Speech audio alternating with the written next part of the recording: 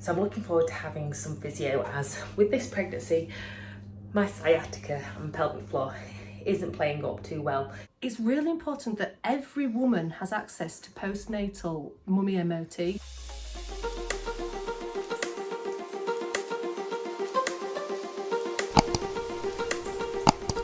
So I've just finished my morning run, but thank goodness I'm now at a pelvic floor physio.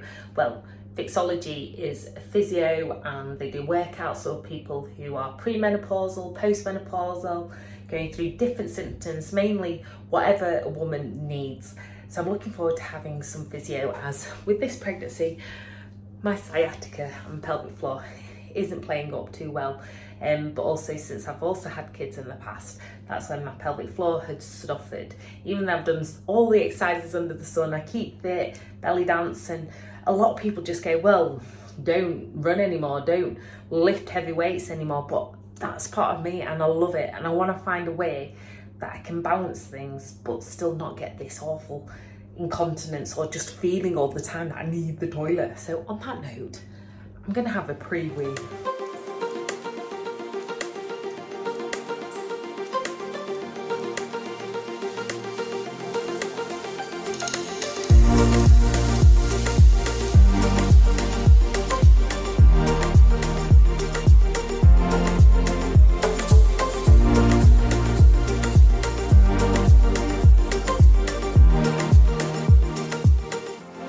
So we hear so much about menopause in the media and people talking about it, which is great, all the awareness. But what actually happens for women who are going through menopause and who are postmenopausal? Well, today we're with Fixology and I'm speaking to RUTH SUDOL, who's going to tell us all about the menopause and also how she trains women to live their best lives, whatever age. So I feel much better after that bit of physio. How important is it that antenatal and postnatal women get your help?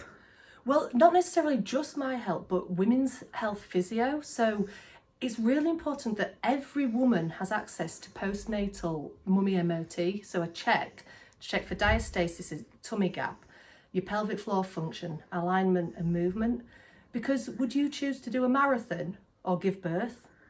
Most people would choose birth. I mean, no, they wouldn't choose marathon. And you don't turn up there without prep and recovery. And then also antenatal. When people are experiencing antenatal symptoms, you're just told it's normal. Well, normal and common is different. So yes, it can be common, but you shouldn't be struggling and suffering throughout your pregnancy. There's a lot of stuff that can be done. Can you tell me how you work with menopausal women? So I've designed a program called MenoSmarts that actually helps women to access strength training. So we've got 3 main classes: Introduction to Strength Training, Tendon and Bone Strengthening, and Low Impact HIIT Training. So with the low impact HIIT training, it's more pelvic floor friendly. Your pelvic floor changes and your tissue health changes during menopause, and you might have some pre-existing pelvic floor stuff from postnatal and earlier in life as well. And then the introduction to strength training, which there just isn't really much about, and that's to enable women that have never strength trained before, or it's been a long time, to just build up some technique and endurance and get confident.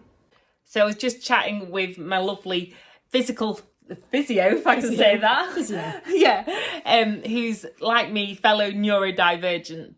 And actually, we're just chatting about having a neurodiverse brain, because we both got neurotypical partners who are a lot more are steady rocks and stuff. But like, on reflection, seeing how good you are helping me treat all my pregnancy symptoms, and you're so physical and chatty and we're getting into lots of different stuff, I see it as such a positive. I completely see it as a positive, and I'm like, embrace it, but also I'm excited that I'm neurodiverse. That's what I want to be. It's what I would have chosen at birth, you know, if you had to choose. Yeah. And I think once you embrace it, people say, oh, don't stick labels under.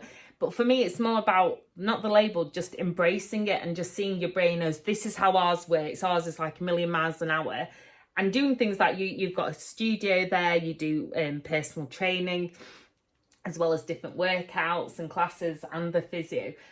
I wonder if you could do all that if you were neurotypical and put yourself out there, and you do so many things. Yeah, I think because like basically we have our things that we're really good at and then the stuff that we're really bad at.